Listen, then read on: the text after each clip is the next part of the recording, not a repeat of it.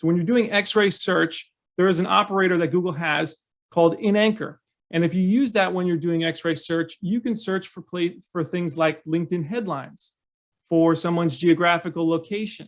You could look for the most recently attended school name, the most current company name, the candidate's name, and any professional designations that are appended to the candidate's name.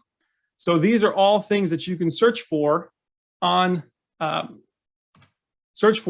the Inanchor operator when you're doing X-ray search. Okay, that's just a preliminary. So it's very, very powerful to be able to search with headlines, for example, because you can't do that easily on LinkedIn. You can't. There's no way to search for headlines unless you have a recruiter account and use a advanced hidden operator.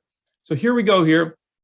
Here's what you can't do on LinkedIn part one. So the part one was finding those candidates that are unemployed. Okay, and we're going to give it as an example. Let's look for accountants in Houston, Texas, who are unemployed since any month in 2022. Did you know that you can do this outside of LinkedIn? Here's a really cool string.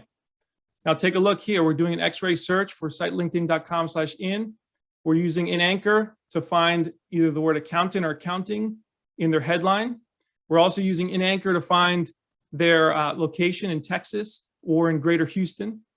And we're going to put the word Houston there as well, just to try to capture some of those people from Houston. But this is the magic here. This string here that looks really kind of goofy, but it's got all of the months and it's got the years here, and we're going to minus the word present. So I know this looks kind of funky, but what this is going to do, it's going to find people that have ended their job recently